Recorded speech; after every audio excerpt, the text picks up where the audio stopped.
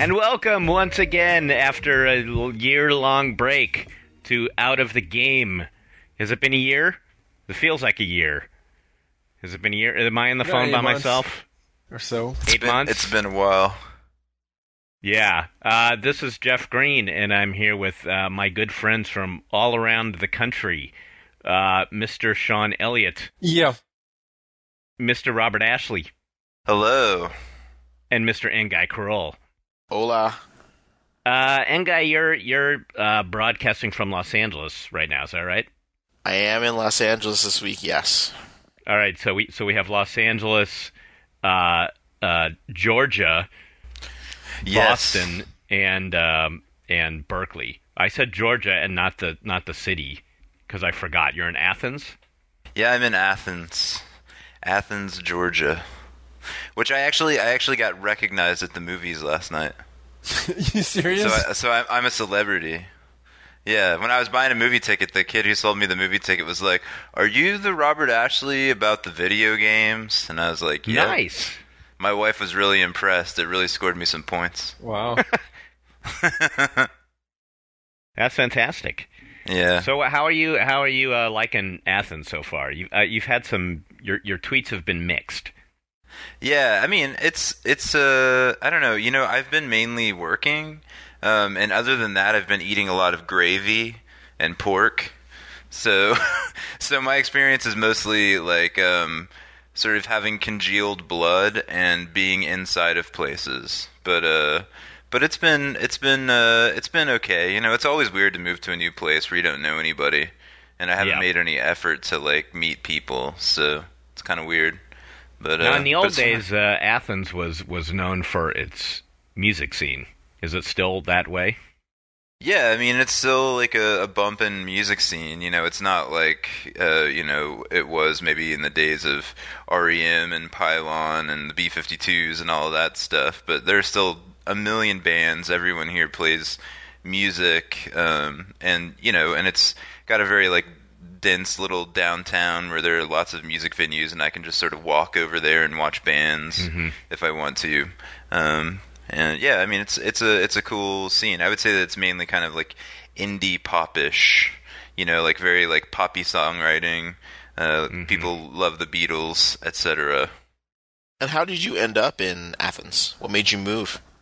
Well, I'm not cleared to say, actually. It's classified. The official answer is that my bandmate Sam and I wanted to work on an album, and so we're out here working on the new I Come to Shanghai record, and we have a studio around the corner from my house where we work every day, all day until we want to kill each other. So. And what's that been like being in? I mean, is this the most time that you guys have spent in the studio? Is it any different than when you were recording your previous albums? Yeah, because we had jobs back then, and we worked a lot, but you know, it was mainly like after Sam got off work, you know, and we would put in like 3 or 4 hours. This is the first time we've done, you know, a real all-in kind of thing. So it's kind of crazy, especially since we don't know anyone here and we're kind of going stir crazy. But it's a good situation to be in if you want to be focused, you know. You gonna go hang out with the dude that recognized you? Yeah, man, we're gonna be best friends. No, I'm gonna go back there and like walk past the window like over and over again until that guy like says, "Hey." You're gonna bring like every time your family comes or something, you're gonna take him to that theater. That'll be. Yeah. I'll find out when he works, and that's when I'll take people. Yeah, that would be awesome. Yeah, but how's it been? How's it been going traveling to Seattle, Jeff? My new gig at PopCap. Last week was the first week I did that, and I'm off again tomorrow to do it Monday through Thursday. So it's going to be interesting. I'm sure there's a lot of people out there who do this, who have this kind of life where their job is in another city and they do a lot of plane travel. It's certainly new to me, and the idea is that eventually it will settle down so that I can work at home more. But especially at the beginning, and they're being very cool with me. They're being very much like, like I was there last week and they were saying I didn't necessarily have to come this week, but I sort of feel like I do. I don't think, when you're new at a job, I don't want to just suddenly like not be there, and I don't want people down there, people in Seattle going like, what do we hire that dipshit for? Where the hell is he? I want to show that I'm there and I'm part of the team. But that's certainly going to be the biggest challenge for me going forward, is trying to balance work and home life that way. Yeah. I hear that it gets a lot more complicated when you do get the second family and you're like living that double life. Right, I know. But on the other hand, if I find a second wife who cooks well, I'm set in both cities. Right? Fourth meal and a second wife. Jeff Green's fourth meal. Yeah, I was. It's funny. I was when I was debating with different people, or just like weighing my options of the jobs, because I was sort of mulling over two jobs at once, and the PopCap one was one of them. And I'm not going to name names, but a guy in the industry who we know, when I mentioned PopCap and the deal, his first response back was. Dude, Seattle girlfriend, you gotta do it. Shit, Wow. Yeah. So you followed through. So I followed through, right? Yeah. So I'm taking applications for Seattle girlfriends. If any hot Seattle-based. This is you just venting because your wife and daughter wouldn't listen to this podcast. See, if you listen to the podcast, I've been up front. I've kept it all out there. No, actually, this is passive aggressiveness on my part, because my wife actually went out of town with friends last night on my first day back. So I know. So I'm getting back at her. No, actually, it's all good. But yeah, so far so good. I mean, I'm I don't want to. EA has past history, and what happened. But but I made sure that when part of my hesitancy in going to a place like PopCap or going to any game company was I wanted to make sure I didn't sort of find myself in the same situation I was in before, and so I played very hard to get. I mean, I wasn't playing. I was hard to get with PopCap for a while, because I wanted to make sure that I wasn't going to be giving up certain things, and things like this podcast were on the table. I was like, I need to be able to have this kind of voice and public identity. I didn't want to give that up, and the feeling was. Actually, they didn't really give a shit. They were fine with that. People used to just like eat a bag of M&Ms to get that endorphin rush back then, and now it's like, we'll go make a podcast or we'll go make a tweet that lets people know we need some attention. And you were upfront about it. You're like, you know what? I quit the M&Ms now and then. I need to get my dick sucked. pretty much. I think it's less. That then I just got, because here's what happened when I left EA and I had that 6 weeks of freedom. I realized how much I missed just being able to talk about other games and stuff in public. I missed just being able to like play StarCraft and then go up and just say whatever the fuck I thought. I did that my whole career. That's what my career was about. It was about talking about games in public, and so it was stifling that I couldn't do that, or I could do it, but I had to be careful and watch every single tweet and make sure I wasn't saying something good about the competition or bad about the competition or whatever. Which I understood their point of view. I'm not bad-mouthing them. I get it from their corporate point of view, and the times that I blew it, that was on me. That was my fault, not EA's, because it was clear what I was supposed to do and not to do. Right. So, I mean, you agreed. You took the position and you agreed to their terms. I agreed, and so right. So I was in the wrong. It was just that I missed it. It was harder for you too, I would imagine, because the position you took had things in common with what you did previously. Whereas for me, it's like the same rules are there, but it would just be like, you need to decide. Do you want to be someone who talks about games critically in public, or do you want to be, a game designer? And right, that's I would much rather, for me, it's easier. I mean, I'd much rather be a game designer than than do that, although I'll always miss that. Right. And, if you go back and look at my year on The Sims, I was quieter during that period, and that's because I was into that, and I was able to I was sort of enjoying that transition in my life just the way you are now. Mm-hmm. But it was the fact, like you're saying, that I ended up back in a public job, that it became super hard for me to be in public and yet not be able to say how I felt. Right. It was a really weird situation to be in. So this time I said I'll come back in public, but then I want to sort of really be able to just be me. And they've been overly, they've been overly generous that way. Like, we want you to be you. We want Jeff Green to be representing PopCap and not, robot Jeff Green. But that's only part of my job anyway. I mean, this time I'm in the marketing department, which is where I belong really for this kind of work. And so a lot of my work is also going to be internal, helping them with their projects in different ways. And that is the part I'm really excited about too, just learning that aspect of the business. So Sean, on a practical level, why is it that developers refrain from speaking critically about other developers' games? It's not even just that. It's just being too critical about anything in the industry, because it's just such a big interrelated, matrix of interdependencies. And it's we have relationships with the press, we have relationships with other studios indirectly, because, sometimes like people I work with now, they come from studios, they've worked on a tremendous number of games. If you took everyone that works in my studio and you listed every game that they had shipped, that people that worked there shipped, you'd have a list of hundreds of different games from hundreds of different publishers, So there's that one level. There's one that it's just, you don't want to hear another studio bad-mouthing your attempts. You don't want to do it to them. And then there's also, I think, the longer you're involved in it, the less prone you are to shit talk anyone else anyway, because you just become so acutely aware of how difficult the problems are and how extreme the challenges can be. And sometimes when you do rise to those challenges, it might just be fortuitous. I mean, it's you had a lucky accident in some specific area. And I'm not talking about the overall quality of your game, but say for design, a single encounter. I mean, not even a single encounter, but could you get players to look up?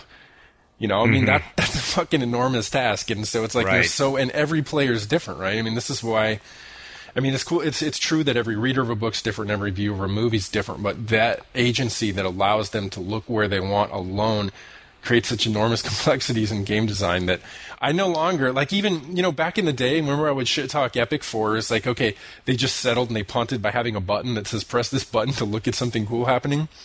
Yeah. Mm-hmm. Well, now that I've watched a number of people play things I've worked on, and I've heard the stories of how many people never ever look slightly a few degrees above or below the center of the screen, it's I can understand. I can see someone saying, you know what? We've tried every fucking conceivable thing, and are we going to spend another 300 hours getting someone to look and see this fucking enormous boss in front of them, or are we just going to put this button for the extreme end of the,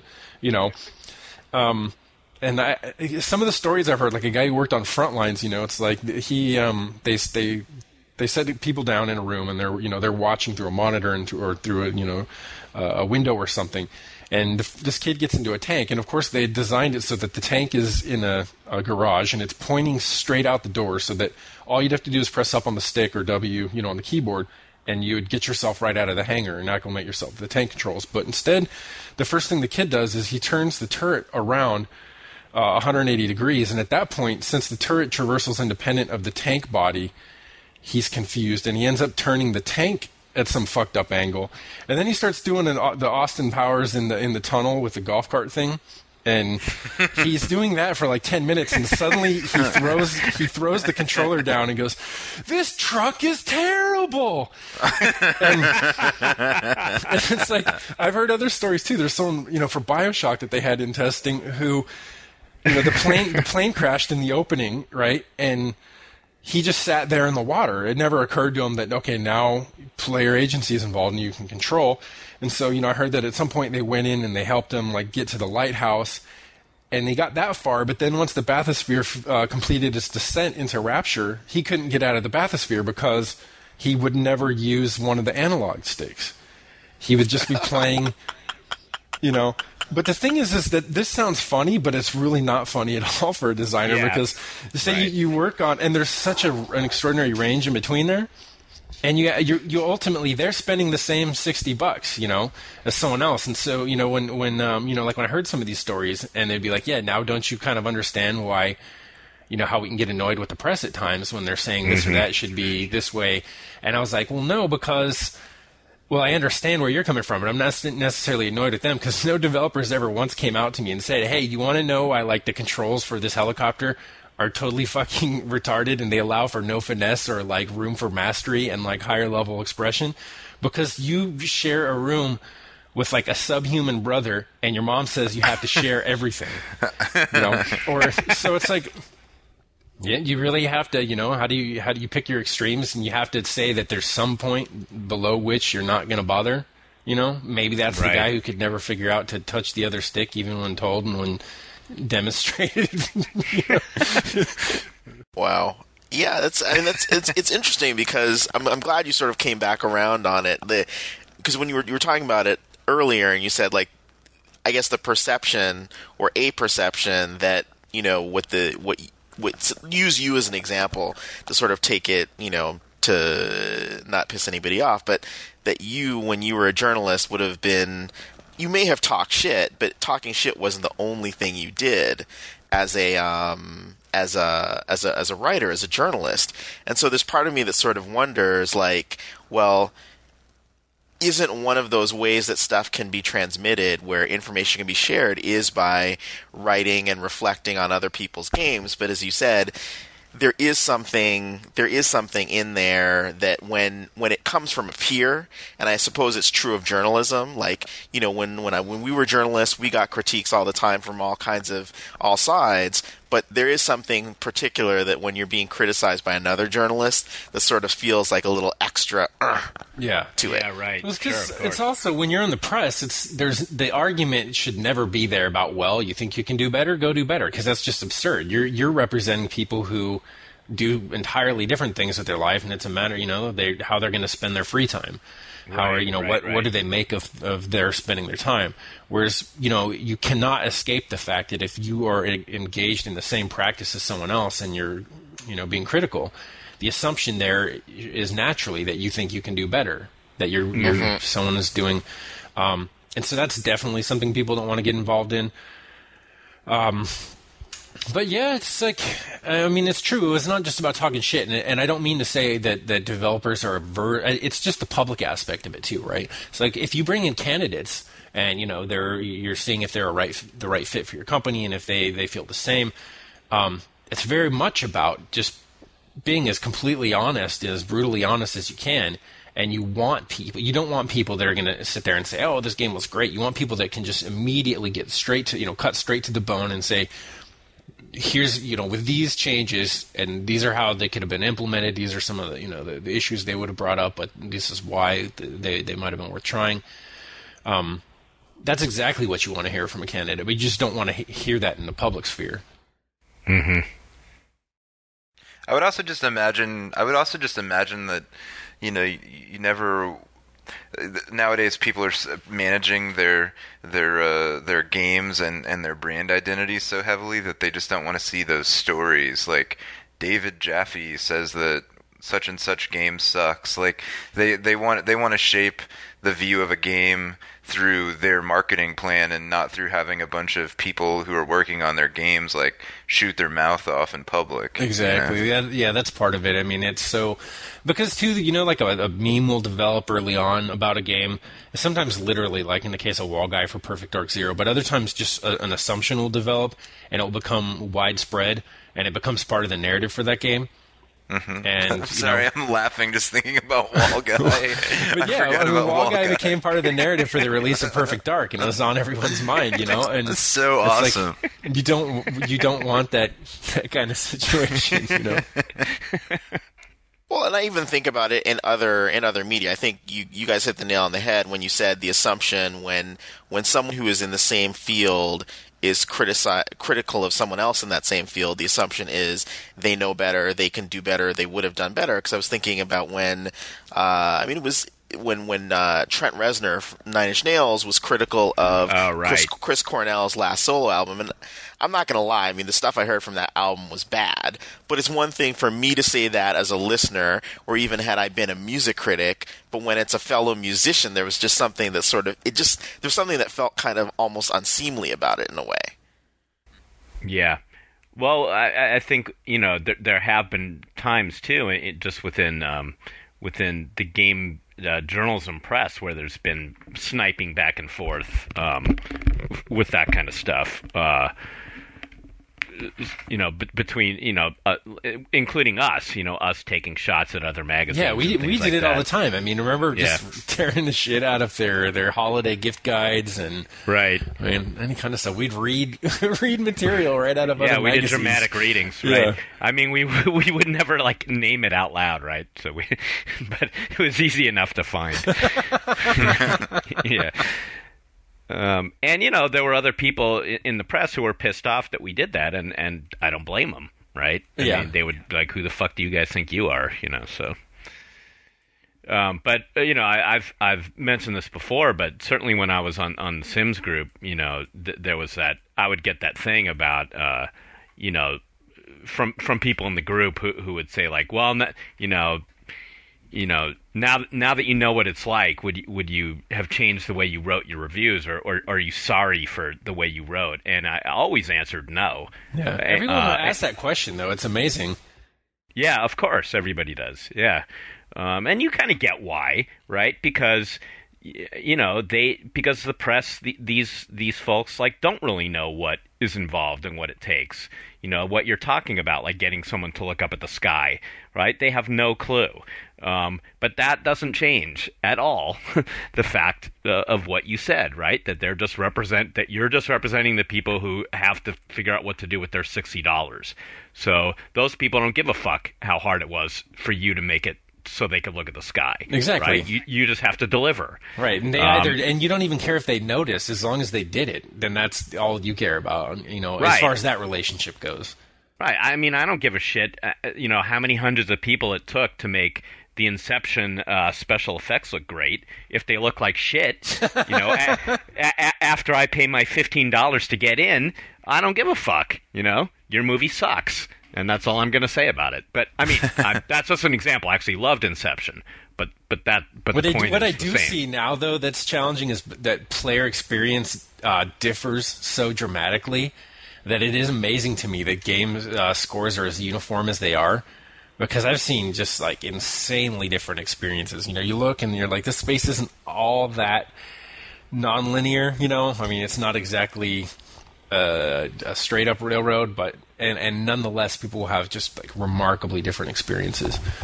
But isn't it just because the games press represents such a very focused constituency of people? It's like a certain kind of player who reads and writes about games, and argues about them on forums and stuff. Their skill set's not homogenous by any means. And when you look at, it's easy to use Stephen Totilo as an example because he's been publicly, ripped on for being in videos and not being that good. But I've seen it myself, working at Ziff Davis, some people are really, really good and some people are really, really bad. And it even goes for a studio, and it's no offense to anyone I work with, but some of them it's kind of surprising. You're like, wow, these people make games and they really don't seem to be, and as far as my personal rubric would go, they don't strike me as being very good. And then there are other people that are phenomenal, But you think of that. I mean, all the time at Ziff might have been a little different because, I worked in the office and you did the freelance thing, but you'd get a lot of chances to look over people's shoulder and see them doing stuff. Yeah, and and there were always people who were notoriously bad at certain kinds of games and things. Some people are just not that sharp reflex-wise. But yeah, I mean, but still, I guess it is strange that people sort of come to this agreement on liking a game, even though they might have radically different experiences playing them. Yeah, and I don't want to reduce it just to reflexes. So, in an FPS, say, spatial awareness is huge. Familiarity with certain things, so that you can get the most out of your experience. So a good Halo player is constantly adjusting weapons. They're constantly moving around the environment, and the difference might be that the really good one goes back behind a wall, and they at that point say, okay, if I go around this corner, I need to be prepared in case something's there. And at this point, I have like a blind spot on my back that I need to periodically check. And there might be someone else who has no sense of that whatsoever. They have really reduced spatial awareness, and so while guys might be introduced to the environment through drop shifts in Halo, or through drop pods or any other number of things, the other player might just get the feeling that they're just being spawned on top of them, which isn't the case at all. But that's like another byproduct. Their reading of it's a byproduct of the extent of their spatial awareness. And I just see there's really just hundreds and hundreds of things like that go into the extent to which someone can enjoy it. And then, you can say, okay, well, we have hard mode, we have difficulty modes for this, but then on the low end, at some point, you make it so easy that you can't encourage people to use certain skill sets that you think have proven themselves among other players to increase their enjoyment of the game, because they're basically just running around in God mode, seeing content, having content delivered to them, rather than interacting in a dynamic experience that's asking a lot from them. It's saying you need to be a real actor in this and use like a pretty sizable tool set. Yeah. Well, Sean, how do you think about when you're designing a level? How do you think about not difficulty, but I mean, are you designing it for when you're your first class? Are you designing it for yourself? Are you designing it to challenge you? Is there a platonic ideal of a gamer that you have in mind when you're designing? Like, or is that just not even at all how you think about it, how you approach it? No, I think it's true, and it constantly changes, and I'm sure it's going to change a great deal across my career too. But when I first start off, I would design for myself, and then that is when you start to become aware of how different your play style is from other people. And this is just speaking for the first pass. And then now I think I'm at a point where first pass is kind of like this platonic medium that I try to imagine. And it's every day it's informed by a greater awareness for things that traditionally trip people up, or things that frustrate people, or ways that they will perform, and I try to cater to that. And that's why design is really just feels like behavioral psychology to me. I mean, you're trying to get people to engage in certain behaviors without them being aware of it, and for the result for them to feel entirely natural. As if they're doing, you're basically being a B.F. Skinner, but none of the experimental animals have the slightest understanding that they're being coerced, essentially, into engaging in activities. Mm-hmm. Well, there's definitely a theory that sort of says that the medium is not the game itself, but the player, right? That the designer is playing the player. And I think that, I think there's a great amount of truth in that. I mean, it's like a haunted house.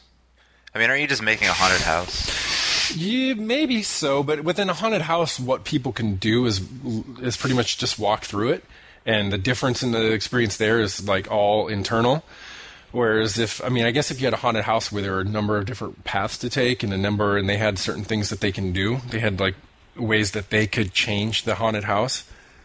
Mm-hmm. Because you can go into a haunted house, and when Frankenstein comes out, you can't punch him in the face. You can. It's not advised. But the game's over. It's the equivalent of shooting a civilian in Call of Duty. You get a quote from Condoleezza Rice, and they kick you out the door. But wouldn't it be great if there was like a Resident Evil haunted house, and you get to like the second room, and you've only been scared once. You get to the second room, and they like make you put a puzzle together before you can leave the room. Let me out of here! Fuck you! I'm too stupid for this puzzle. I remember that Half-Life 1 was the first game that as a reviewer where I started thinking and using like a roller coaster or thrill ride as a metaphor for a game, and I felt almost like the designers themselves were sort of almost explicitly making that clear, because the game starts on a tram, right? It starts on a rail, and I felt like, because that was the first shooter that ever like heavily involved scripted events, I felt really we were just going from it was like Disneyland. It's like going from one attraction to another. But I wonder why it was with Half-Life so late in the evolution of video games that you came to that realization when so many games before that were exactly the same thing, but on an even narrower rail. I mean, from everything from Super Mario Brothers to Ghosts and Goblins, every kind of Contra, every type of side-scroller. Yeah, I guess I'm thinking specifically about FPSs, where it was basically until that time. I mean, yes, there was narrative in shooters before, but I felt like that was like the first use of specific, not the first use, but the best use of scripted events, where they were making you sort of stop and deal with a certain thing in a certain way and then go on, as opposed to just being kind of various monster closets. Yeah, I mean, it didn't like the first person part of it is what really mattered. I mean, that was what made you feel like you were in it. Until then, it's not like Super Mario Brothers felt like a ride because you weren't in it. You were interacting with something that was away from you. Right. Mm-hmm. Yeah. Right. But, exactly. Yeah. It's interesting thinking about difficulty. I mean, that difficulty is something that when I'm working on stuff for my clients, it's something I have to think about a lot. And I'm a moderately skilled gamer, so I have to not just think like, well, you need to tailor this, like this is too easy for me, therefore it's bad, or this is too hard for me, therefore it's bad. So one of the things I try to think about, like, well, is where is the challenge, and like where should the challenge be located? So sometimes, for instance, like you might have something like where, I don't know, you're following an NPC, right? And based on what's happening narratively, maybe it shouldn't actually be that challenging, but they've made it really challenging. So you gotta jump into a car, you gotta do this, you gotta do that, like do 10 things, and it's engaging a lot of twitch. And sometimes it's appropriate, and sometimes it's not. So part of what I'll do is sort of tease apart what's going on. Like maybe they've put 3 or 4 different types of challenge. So it might be persistence, it might be endurance, it might be twitch. And you're trying to say like, well, do you need all 3 of those things there? Maybe you just need one. Right? It's interesting to hear that too, because like when I think of challenge, I think of like if you're introducing new concepts, say for example, if you need to jump in a car at just the right time, and the entire game's not about jumping into a car at the right time, yeah, that can get really problematic. But say for example, it's like a primary skill set that defines interaction with that game, right? And you've been introduced to it from the very beginning. You've been exposed to it for the duration of the game, and then the penalty is not necessarily instantly killing you or something, but it's that there's going to be tons of, like, say in a shooter it's easier because it's something I understand more. Like, we're going to give you an indication that you're on the verge of death, and at which point you're not instantly going to die, but you need to know that you need to take cover. And if you don't take cover, then you will die, And if say that's been like in Halo, they will introduce that right up front, and then you have a player who just persistently refuses to ever seek cover when the shields are down. Then it gets really challenging. But anyway, yeah. Point taken. I mean, when you can throw several types of challenge at a player at the same time, and that's probably not a good idea. No, but your point is about, like, that's another thing, is like separating out core mechanics. And the example you gave, like not taking cover in Halo, well, that's going to be a problem because at a certain point it is going to ramp to the point you will need to do it. Maybe in the first level it won't be as much of a penalty, but at a certain point you will need to do it. And if the player doesn't do it, then you're just sort of like, well, does the game need to take into account? Does it need to? How far into the game do you put reminders that sort of identify what the player is doing wrong and feed that back to them? Is another thing that developers have to think about. But that thing, difficulty, challenge, progression, all that stuff, that's a big chunk of what we end up doing as me and my team as consultants, is looking at that stuff. The other thing that I've sort of been thinking about more is sort of like how games finish, and the idea that there should be how much should the difficulty spike at the end of the game? that idea of the final boss and like those kinds of things. So it'll be interesting. Like, obviously, if a game is a game that has a final boss, then, that should probably be, in some ways, the peak of difficulty of the game. The challenge that can come there is twofold. One is when that final boss is built partially around core mechanics, partially around patterns. And if the patterns haven't been properly tutorialized and the player just sort of feels like, they're going into this situation, they're like, what the hell do I do? Then that's not a great experience. On the other extreme, too, it's not a good experience if they go in and they feel that everything is utterly transparent and that they've been deprived the opportunity to observe those patterns, to identify those patterns through observation. Yeah, there does need to be a certain amount of mystery, a certain amount of inevitability. Once they sort of figure it out, it should feel like it has a certain logic to it. But the one that was interesting on a game I worked on was where there was a boss battle, but then there was also a denouement. And that denouement, which was playable, and it was definitely part of the story and part of the game, had a difficulty spike towards the end. And that was one of the things I told the developer was like, you had your boss battle. I don't think you want a difficulty spike in your denouement. I really don't. Like, this should be, and that was a thing like where it was a fairly lengthy denouement, and that's when I was sort of like, well, I feel like this should be about persistence, and one of the core mechanics in your game. I can't say which because it would give it away, but the difficulty spike that comes at the end, not such a good idea. And I gotta wait till it comes out to see what they did about it. I know, go ahead, Robert. Sorry, I was just going to say, I know that like playtesting has been a big part of improving games in the past, decade, especially with 3D games and people dealing with all the crazy variations and experience and stuff. But I can't help thinking that I would just rather play a game where the people who made it made exactly the game they thought they would want to play. Not like making a game for the guy who comes in and goes, there are 2 analog sticks. I would love to make that kind of game too, but the thing is, it costs so much to make. I mean, for one, I don't want to say that. Like, I don't want to act as though the compromise has to be so heavy that it's really just guaranteeing you're getting a game made for that, retarded, like, identical twin, not identical twin, the fraternal twin that you have.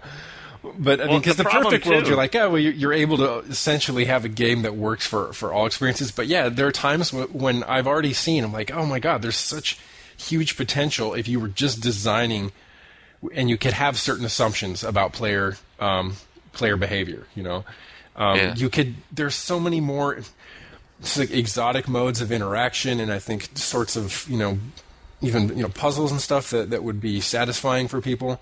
That was kind of cool, actually, in Half-Life 2 Episode 2. I still think that's one of the finest FPSs ever made as far as pacing goes. That they found ways to include some of that type of gameplay, but just they made it optional within the confines of a largely linear first-person shooter.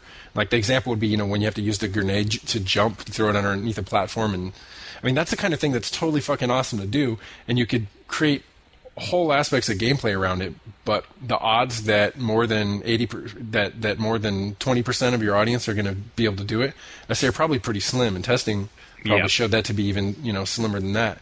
Yeah, also, Robert, I would say about that, about wanting to play the non-play tested thing. I mean, part of it is that, at least my experience in The Sims was that, you get too close to the project and everybody is sort of, drinking the Kool-Aid too, right? So you sort of need those play testers. It's not like, I mean, yes, some of it is market research and all that, but some of it is just like, are we on track? Are we doing the right thing? It's just sort of the way, as writers, we all need editors too, right? Like, and you have to filter out. I mean, some of the playtesting feedback is going to be ridiculous and garbage, but sometimes you just need someone to sort of call you on shit that you may not see otherwise. Sorry, I get this message from Inga. He's he got dropped. And what's hilarious is, and I hope this remains in the podcast, is he asked me, like, I dropped, did anyone else drop out too? And I replied to him, we're all still in. And he replied back to me with an animated frowny face. Nice. Dude, but Robert, what you said, I mean, that's so important to me, just because, like, I wonder if to some extent, like, you will only be able to find certain types of gameplay and mods. Like, now I take it for granted the type of helicopter control in Battlefield 2, for example. And it's like, I really, really doubt that it'll ever have something with that kind of finesse again. And, like, importantly, what that finesse allowed for was, like, mastery over time. So, I played I played Battlefield 42, played Battlefield 2 for, like 2 or 3 years each, whereas I've already kind of felt like I've had enough of Battlefield Bad Company 2, although it's a great game. And I think in my experience, part of that is just, having skills that are, difficult to develop, and they take some time, and you sort of feel as though you're getting better and better over time, and you're able to do new things. And it's another reason why I think, like, RTSs tend to hold my attention. But, it costs more to make it's going to cost more to make the next Battlefield game than it costs to make any of the previous ones, I would assume. And that means you have to get more and more of those people to cough up their $50 or $60. So I just don't know. I don't know. I mean, I think there are definitely prices to pay for people who on the other end of the extreme. I just also, beyond, I think beyond the idea of, like, having challenging games that allow that feeling of mastery, which I think is really cool and everything, I'm just also just interested in the kind of stuff that happens when you experience something that was made by one or a few people who had a strong vision of what they wanted to happen in a game, and you just get that. And it's like unmediated through play testing or second guessing. Just sort of, I'm just interested in, like, what kind of game would the people who make the games that I really like, what kind of game would they make without having play testing to bounce ideas off of, if they were just playing a game that they would like to play themselves, I was just going to ask you if you thought about play testing the record that you guys are working on. That's a joke. But then I remembered that Devo just did that, right?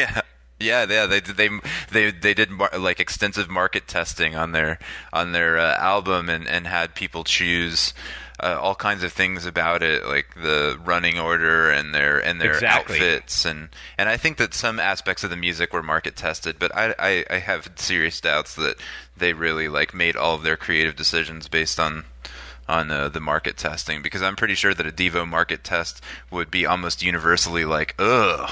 Like most random people you pick up off the street would probably be like, oh, I would never listen to this. Are they using Auto-Tune now too? I actually haven't heard it, but I bet they are. I haven't heard it either. Yeah, the album's actually called Something for Everybody, and the flower pot hat that they from the 80s, on the cover, it's of the new record, it's blue because the market testing showed them that blue was a friendlier color than red.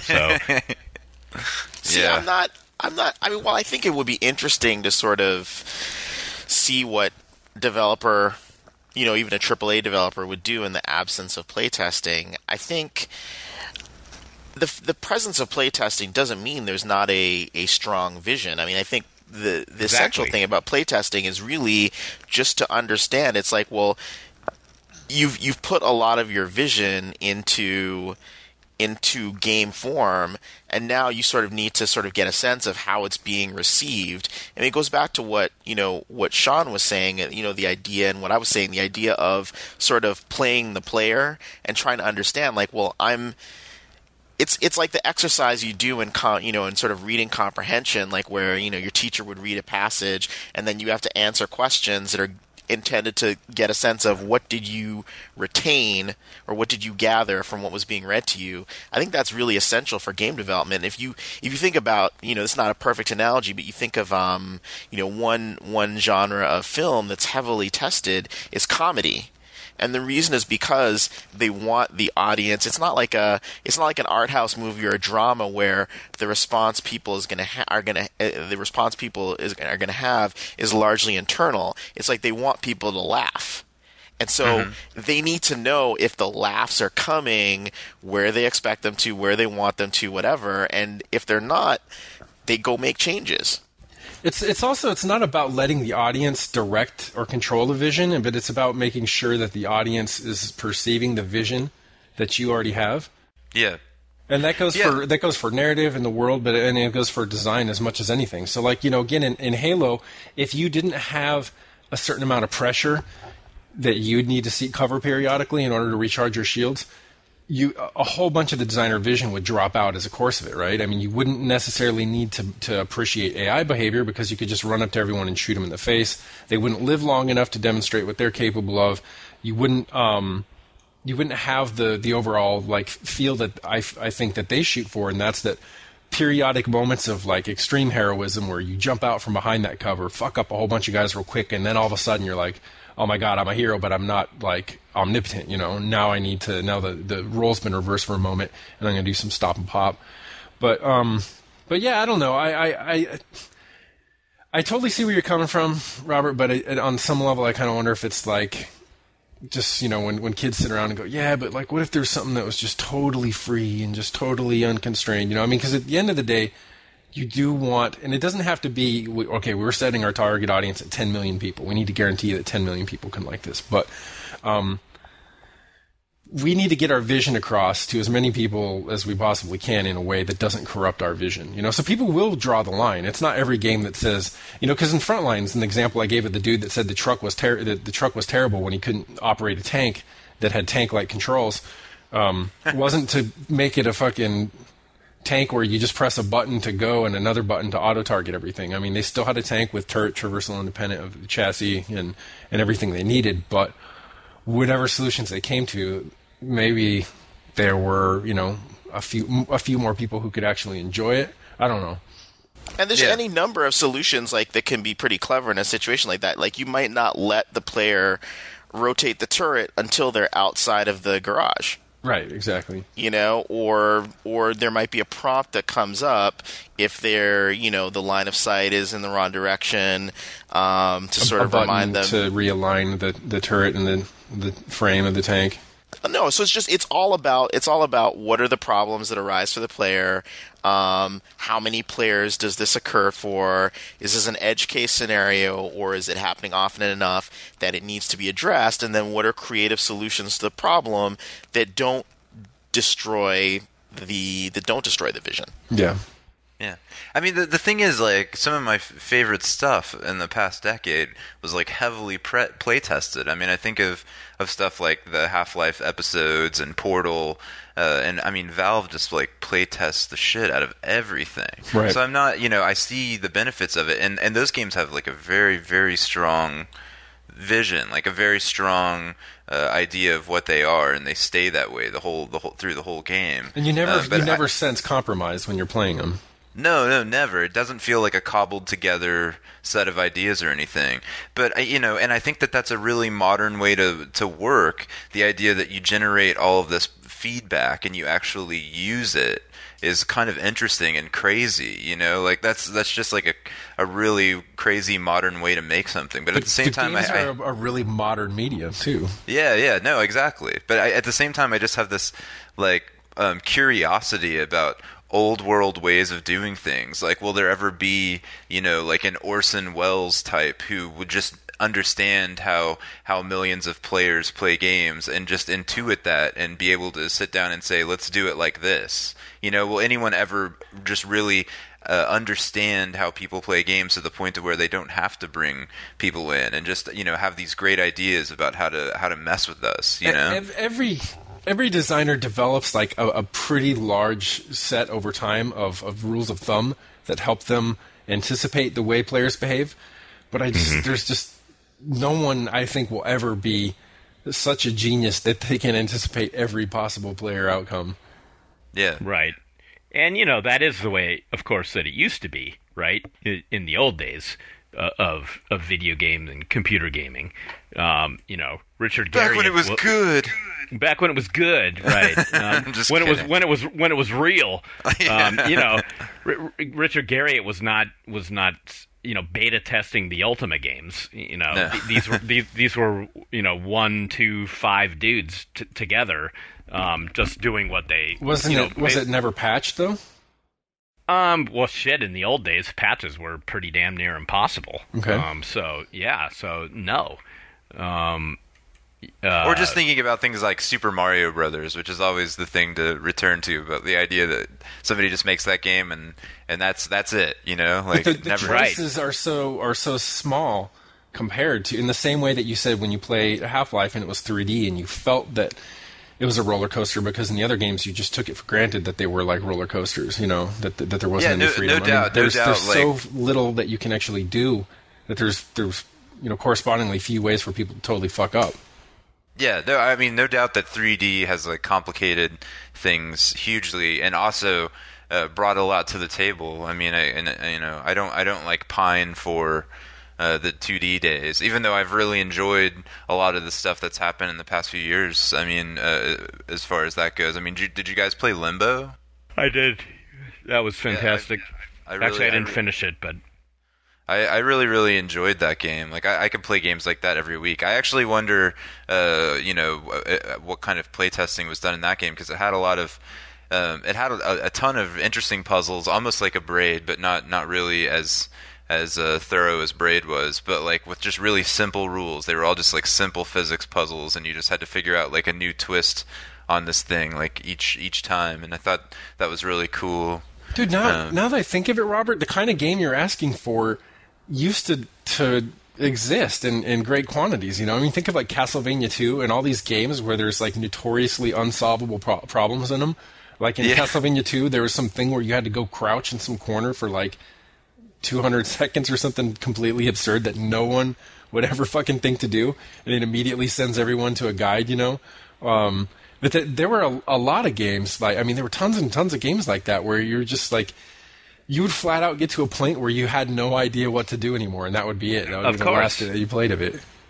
Right. I used to play adventure games like that all the time, and would have to go look up the answer, and then it would just be like, you've got to be fucking kidding me. There's no way. I mean, I could say with total certainty on many of the puzzles in my entire lifetime, I would never have guessed how to do that. Yeah, no, I mean, we've definitely got the better end of the stick on that stuff. I just, and it's not like there are so many smaller studios now making, mobile games and making Flash games and stuff where they obviously are, just one person trying to make something that, they want to play. And so it's not like that experience doesn't exist. It's just my curiosity more than anything. Like, what would happen? What would happen if Sean and all the people you guys work with, who obviously have like crazy good taste in games, just decided to blow a ton of money making something that only people of a certain caliber would enjoy. You have to have a really wealthy and foolhardy benefactor to allow you to do it, or you can have someone who's like actually made it doing games the traditional way, and says at this point, Will Wright could afford to do it, could afford to conduct that kind of experiment. Yeah. But everyone else, you're like, okay, how many millions of dollars are we giving you to make this thing? And you're telling us that you do not care in the least bit about what anyone other than yourselves are going to deem is going to be successful? I never claimed to be a practical person. Well, that's what's interesting with a game like, say like the Ninja Gaiden games, where, say the first one, like where it's very insistent on mastery and very unforgiving of button mashing. And I think I've said this before, even on the podcast, where I had this was back in 2001, where I'd put together a panel with Shinji Mikami, who was the Resident Evil guy, Mizuguchi, and and Itagaki, who did Ninja Gaiden. And Mikami, we were talking about difficulty in games, and Mikami was saying that, back in the day, gamers used to want to, like, climb, like, a cliff face, like, go straight up in terms of difficulty. And he's like, now they want, like, a gentle hike. Uh-huh. And that goes to what Sean's saying in terms of, a lot of it, and, certainly it's partly... It's very easy, in my role as a consultant, to guide developers in that direction. That's not to say, by the way, that they do everything I say. Far from it. But it's easy to guide them in that direction and say, like, well, there's, whatever I think, the sweet spot of the audience is, designed for them. But for me, I think thinking about those edge cases. Thinking about the really, where you can create opportunities for really skilled play is important to what games are, and hopefully those emerge out of the core mechanics and not just out of, just creating situations that are hard just to be hard. Yeah, I mean that's always bad, right? I mean, like a good challenge is essentially saying you've been exposed to this skill set. You've been using it this entire time, and now we're going to make you think, we're going to encourage you to think about it in new ways, a little more advanced ways that should feel more rewarding for you. You should feel as though, okay, what if I were a person that had these powers in this world, right? And it's like almost like the story, like a superhero movie. You start off and maybe someone like, I don't know, I'm going to pull some example out of my ass, someone like Jean Grey from the X-Men's like, well, I can bend spoons. I can, and then over time she starts to develop that and say, well, maybe I can encourage people to do things with my thoughts. But then it becomes increasingly more sophisticated, so that by the end of, like 10 years of comics, she's doing things that are almost just delightful to read for people who've been reading those comics all that time, because they're like, I never thought about that, but that makes absolute sense. It doesn't defy any of the rules that they established, and it's just like, why didn't anyone think of that sooner? But in this case, you're the person who's thinking of that. I mean, the designers are doing everything they can to guide you to those same conclusions. But then you're like, I mean, and that's difficulty, right? And that's like, bosses in the same way that they're like a test, they're like the final exams for all the lessons that you've learned. It shouldn't be, okay, well, here's a random boss, and we just decided we needed a boss here, and we know that bosses need to be hard because that's another rule of game design. So here's just this arbitrarily hard, weird fucking thing to fight, instead of saying, like in Dead Space, it's like, okay, we taught you about fighting in zero gravity. We taught you about shooting glowing appendages on things that they blow up. We taught you about throwing objects or slowing things down with stasis. Now we're going to ask you to do 2 of these things at once. And then later on, we're going to ask you to do 3 of these things, I'm finishing up Mario Galaxy 2, and that has been like such a satisfyingly difficult and awesome game. Like, I'm kind of blown away that game exists, because it's just like consistently challenging to the point to where I retry things a lot, and it's just so rewarding, and everything about it is like super tweaked. It's constantly introducing new things that are that fit what I just explained. They're new, but they're not like something that you aren't prepared to deal with. And you're suddenly like, oh my god, here's a totally. It's just what I was saying. Here's a new way to use this ability that I've had all along. But it's amazing how they can make you fail but not get frustrated. Like, I do dumb shit in that game all the time. Like, the other day I was playing, and I got to a level where I walked into a room, and there was a fire flower, which I immediately run to, because I'm like, oh, fire flower! And I run to it, and I start just blowing these boxes up, and before I know it, I've blown all the boxes up and killed the... I was supposed to, like, build a stairway, because I was supposed to build a stairway to get to the top of this pipe to get, like, a special reward, but instead I just blew all the boxes up, because I'm like, I like blowing up boxes! And I didn't get the reward, but I love that. Like, I love that if I would have paid attention, I would have gotten a little something out of it, What about, like, using, like, you get used to rolling snowballs around to knock things over, and then the next thing you know, you're accumulating giant snowballs, and you're basically, like, rolling up a carpet that you're going to use across a lava field? Yeah, that was crazy. It's so fucking brilliant. Yeah, no, that game is really cool. I really enjoy it. I would totally go back and play some more. There's just not enough of that kind of thing, Yeah. Yeah. I was going to ask you guys if you happen to see the article that went around this past week about Ultima 4's 25th anniversary, and I can't find the link on me now. But and today's kids can't play it.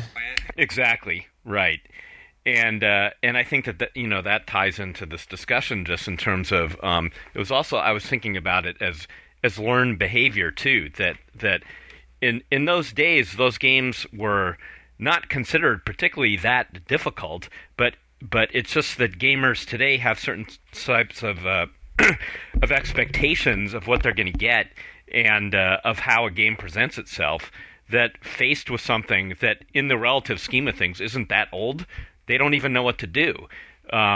Because like in those games, in those RPGs, which a lot of modern RPGs actually, their roots are based in Ultima, but in the Ultima games, you were thrown into this world, and there's no quest log. There's no, it doesn't explicitly tell you what to do. You just end up in there, and you have to start talking to NPCs and just exploring the world to actually figure out. In fact, there is a huge quest going on. There's, there is a form of linearity, but it's up to you to figure it out. But back in the day, we didn't complain that there was no quest log, and we didn't know not to just go talk to those folks, But people today feel like the game is quote unquote unplayable, right? Because they don't have these specific tools like go talk to this guy now, or there's a big exclamation point over the guy's head. Yeah, the grammar is totally changed. The to-do list. Yeah. Also, what about Ultima? The online versions epitomize something else too, and that's where highly expressive, highly skilled players could not only derive immense amounts of satisfaction with the game, but specifically at the expense of people who couldn't. So like that, and that's been increasingly removed altogether from MMOs, where you have that set of people who understand all the systems and they figure out ways that even the designers didn't anticipate to basically make their lives better and to make everyone else's lives miserable. And so for that people, that group of players, they're increasingly the ones that complain about how games aren't like they used to be, because now no one's going to say, let's let 5% of our player base make, the other 95% utterly fucking miserable to the point that they despise the game. Right. And there's good and bad there. I mean, I've been on both ends of that scale. And we've talked about it before, but certainly I remember part of the early appeal of the MMOs was that they were fucking dangerous, I mean, quote unquote dangerous within the world. Yeah. You could, I mean, you'd go into an area and okay, you're trying to do a mission, but if you'd see other players, you'd go fucking hide behind a tree or something be and scared. be like, oh my god, I hope they didn't see me. And that's a Absolutely. feeling you very, very rarely get in a game anymore, Yeah, and that was a great feeling. It was really exciting, and it was a horrible feeling when you were the victim. Yeah, when you were the guy hiding, or when someone was corpse camping you. Right, but there's the potential for revenge, and hence everyone's screaming, "I'm going to go get my main character. I'm going to go get my main." Right. It's like, I'm going to get my dad, after some bully fucking video Reggie.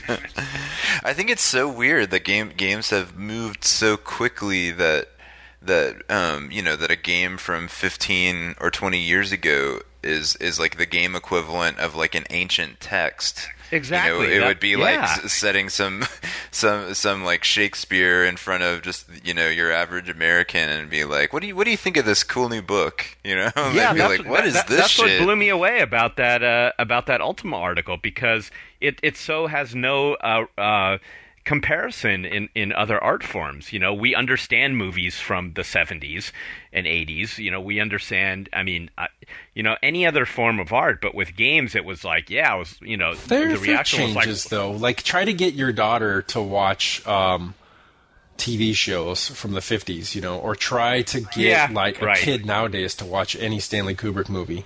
And but there's periodic moments where he's like, there's a guy with a giant codpiece beating someone with a dick statue, but everything else he's gonna be falling asleep. What the fuck? It's been showing this spaceship's been crossing the screen for fucking 3 minutes. There should have been 3 planets exploded by now.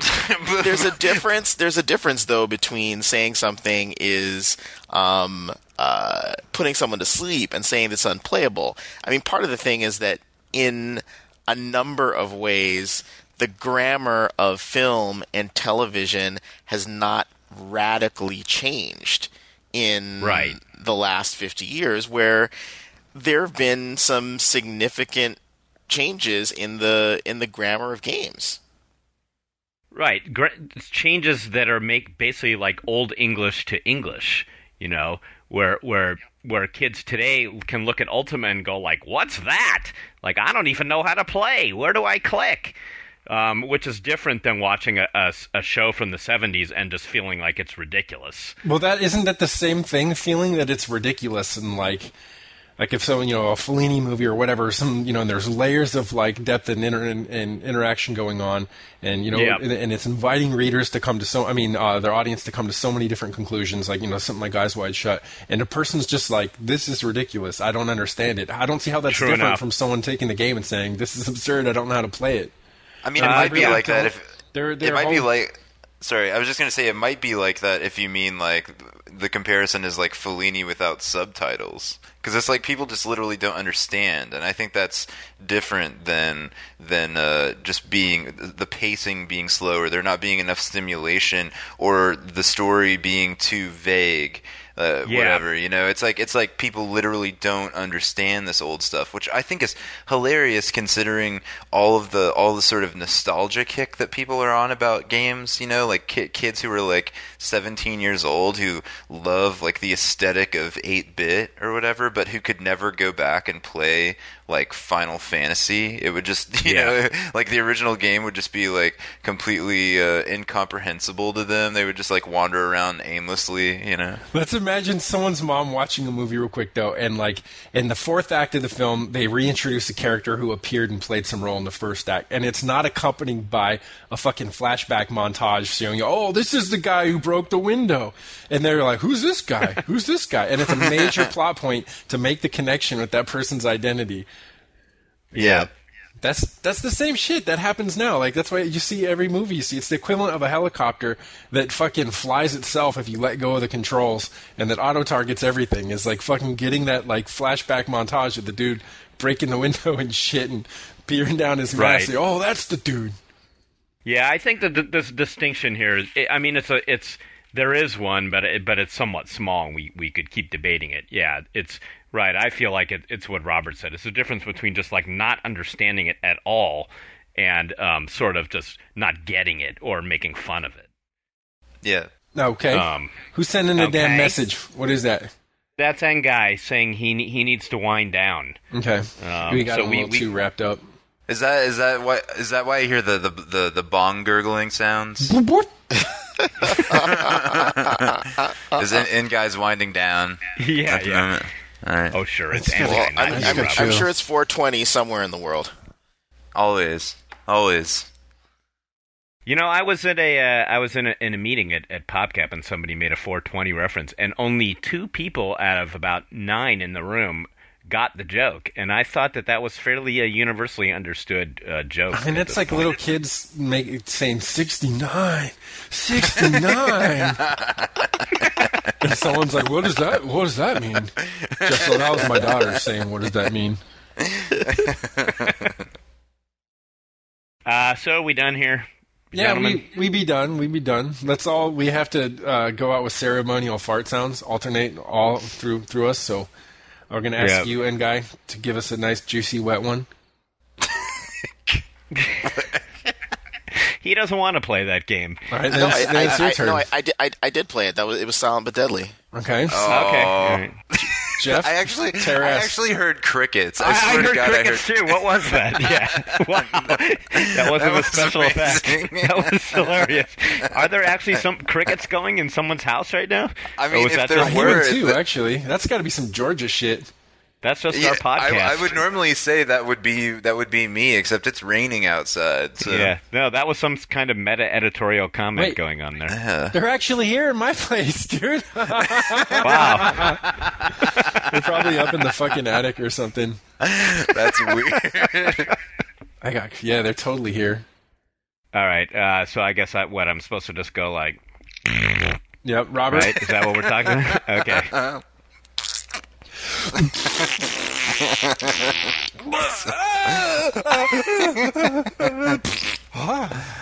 And we out. Wow. So that's it, huh? We're done. Yeah. Hey, that was fun. Let's do it again next year. Let's do it again next year. But we'll see everybody in 2011. You ever like go into the bathroom at your place of work or something, and someone is just taking like a fucking diabolical shit, and you want to call it a number 3, and you walk in, and the first thing you do is like, oh my god!